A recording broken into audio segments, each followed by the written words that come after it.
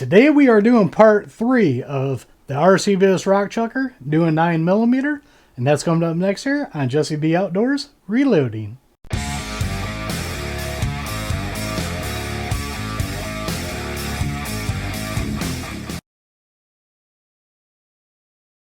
Welcome back everybody, and don't forget to like, share, and subscribe. Hit that notification bell, leave a comment down below if you like videos like this.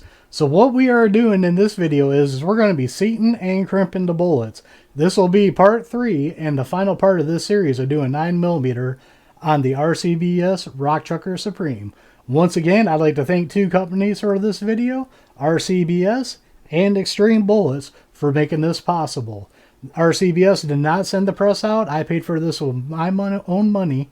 But they did send a couple other products out for us to do in future videos, and I appreciate it. So let's go ahead and get started and show you what we're going to be doing in this video. Alright, in this video what we are going to be using is we have got the Xtreme Bullets 115 grain plated bullets right here that we're going to be using in this. And of course right here we have our mixed range brass.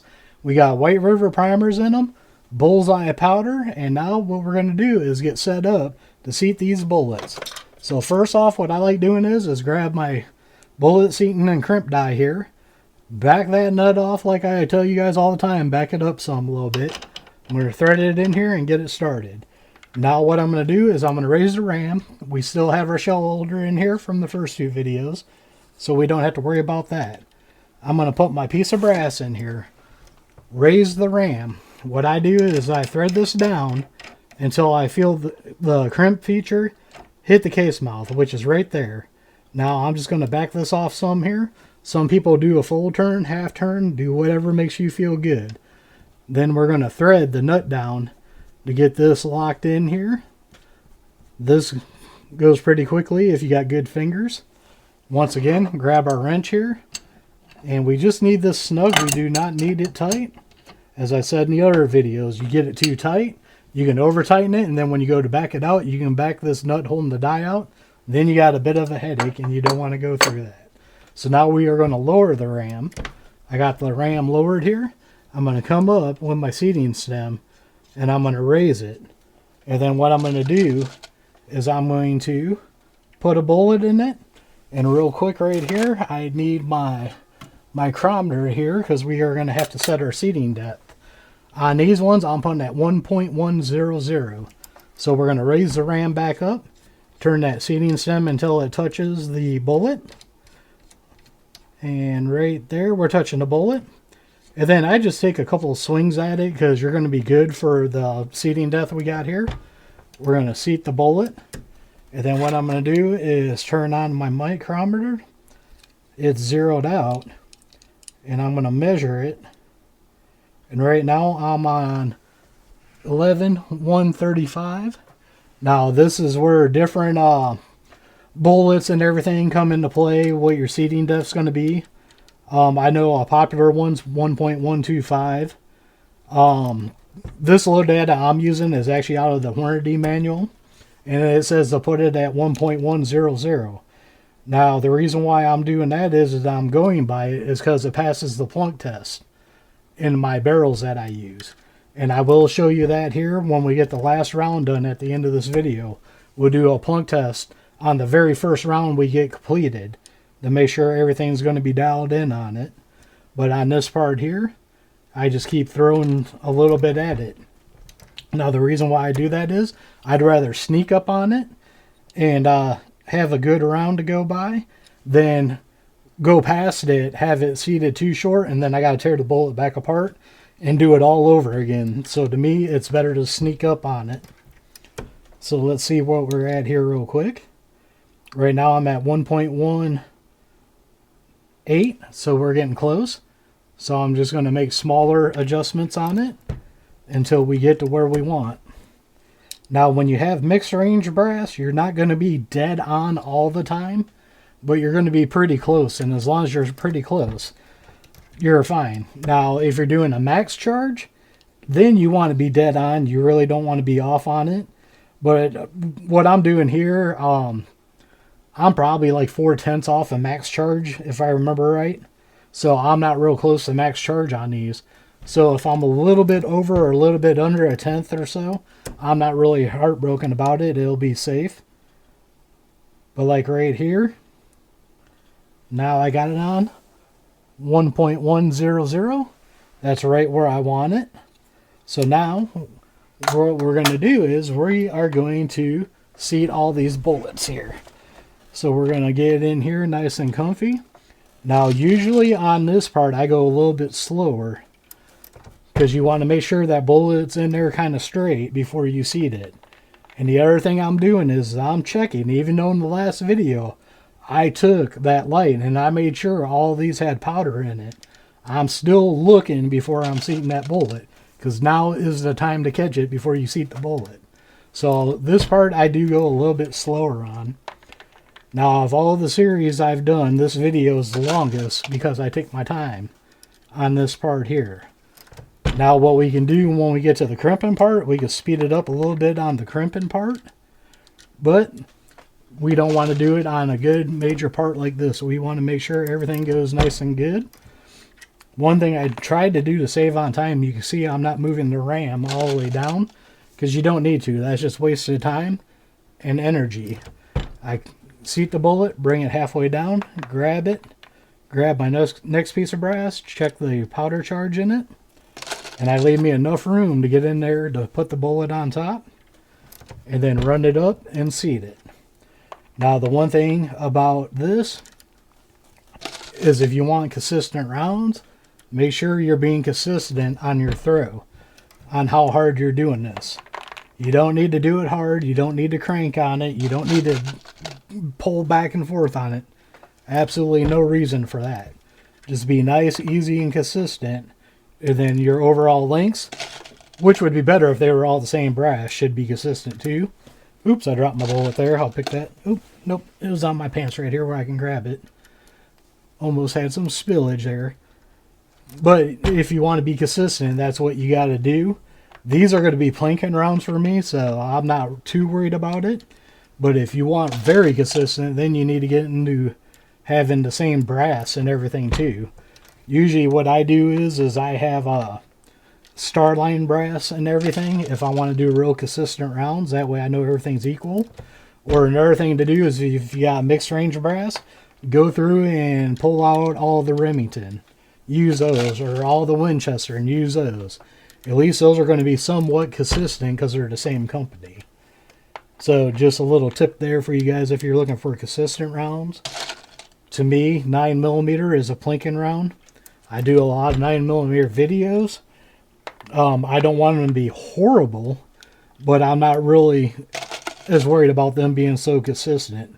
As long as I can bang on steel in my videos with them, I'm perfectly fine.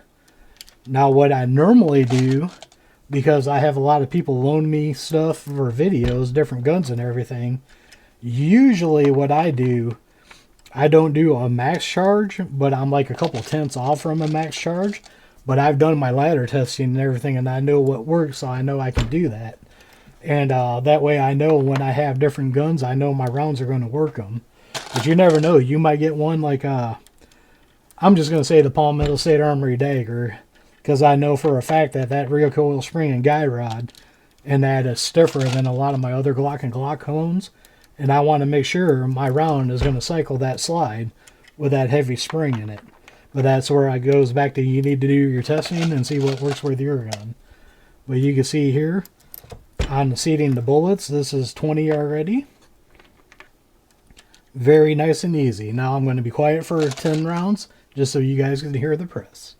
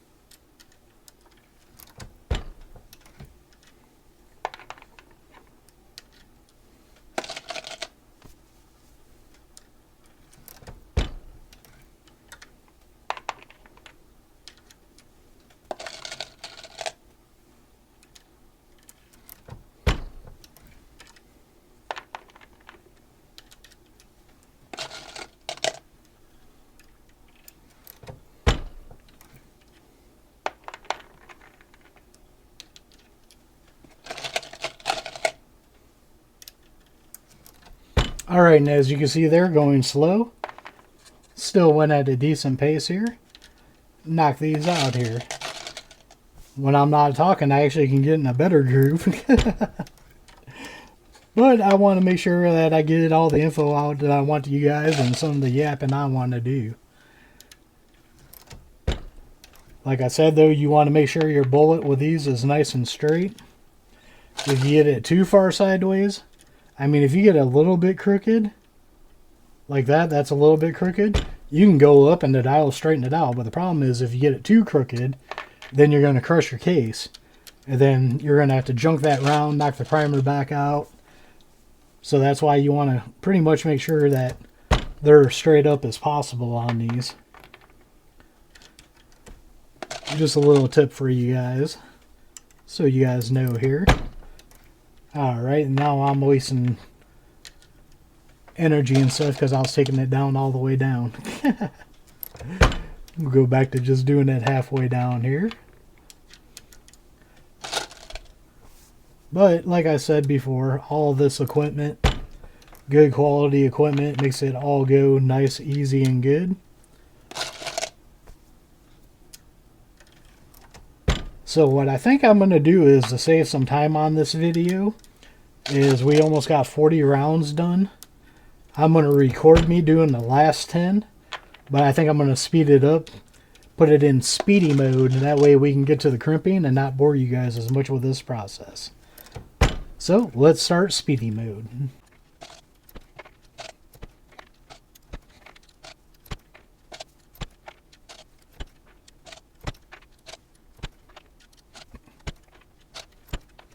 Alright, now you guys can see here, we have knocked out our 50 rounds. So now let's get ready to crimp these. Alright, now we got the factory crimp die here. What I like doing is backing that nut up again, raising that up some, and then taking the stem, back that out some, because we don't want anything engaging while we're setting this up. So we're going to put this in here. We already have our shoulder holder in from all the previous steps. Raise the ram, go down until it touches the shell holder, which is touching right there. Now we're going to take our nut, tighten that down by hand, and then once we get close, we'll get it snug with the wrench again. Like I said, just get it snug. Not repeating why, because I already said it in this video. We're snug right there. See, the crimping stem is backed off. Now I'm going to put my first round in here, and we're going to put that up in there. Now, not only does this crimp, what it does, it smooths out the whole case on the sides too. So it's doing two things. So right there, we just smoothed out all the sides. Now what we're going to do is turn our stem down. Now what I do, everybody does this different. I use a punch, and I punch a circle into the top of this, and then I color it with a permanent marker. And we're going to get it till it hits the case mouth, which is right there. Now Lee says a half a turn is a light crimp, and then a full turn is a heavy crimp. With handgun rounds, you just need a light crimp. So we are going to take it and just turn it a half a turn here. And now what we're going to do is we are going to crimp our bullet. So right there is our first complete round that's done. Now what I'm going to do is somewhere up here, I've got my barrel. Sorry about that. I forgot where I put my barrel. I knew it was up there somewhere. So now we're going to do a plunk test. And what a plunk test is, you should drop your round right in there. And it should just drop right out just like that. That's how you know this round's going to work in your barrel. Also, drop it back in, grab the rim, twist it. If it's hitting the rifling, it won't twist. That means that your case overall length is too long. That's why I said that different manufacturers have different lengths, because it all depends on the bullet. And the best way to do your overall length is a plunk test, because if it don't do that, then you got to seat it deeper. When you seat it deeper, you got to back your charge off so you can keep the pressures down. But right there is our first round. That is done. So now I'm going to put my barrel back up here, and we're just going to do another one here.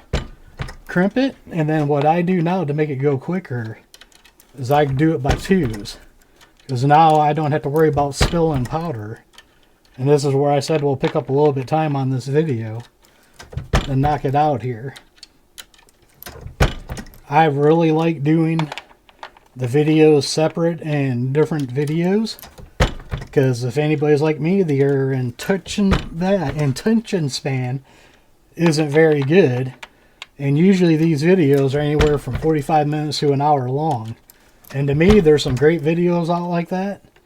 But man, I can't watch them for that long. So that's why I'd break it up into 2 parts and 3 videos. And like I said, this one will be the longest one because usually it is. But this is where I make the time up because we can go by 2s here.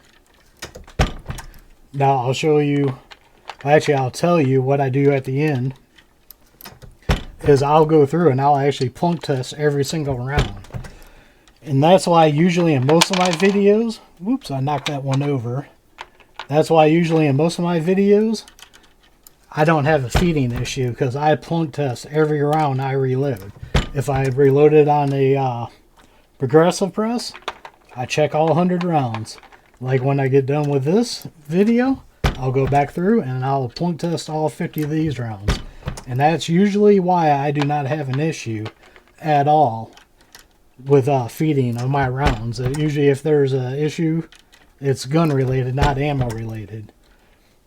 And then the other thing is too, when I go back through, let's say right there I dropped that bullet and I think I went back to where I was and I missed crimping a couple of these, that plunk test will show me that they're not crimped, because then it won't pass the plunk test. And then I'll have to go through and crimp it. And then another tip is if you do a plunk test and it doesn't pass the plunk test the first time, one way to do it is I'm going to do one round here real quick and take the last one in this row so I don't get off on it. But if it don't pass the plunk test, put it in, run it up again, turn it about a quarter of a turn, do it again, and then another quarter of a turn. Usually if you do that, then it'll end up plunk testing perfectly fine after that, most of the time. That's just another little tip that I've ran across and noticed. If it doesn't pass the plunk test, I'd rather catch it now than when I'm out doing a video and getting aggravated in the video because the rounds ain't working. So that's why I like doing it that way. And we've almost got 40 of these knocked out already. Like I've said in the other videos, when you got good equipment, pay attention to what you're doing. You get into a groove and you can knock these out pretty quickly. Right here, these 2 will be 40. And like I said, with factory crimp die, some people love them, some people hate them. I'm the one that likes it. Now you can still do it in 2 steps with a bullet seat and die. You can seat the bullet, and then come back through and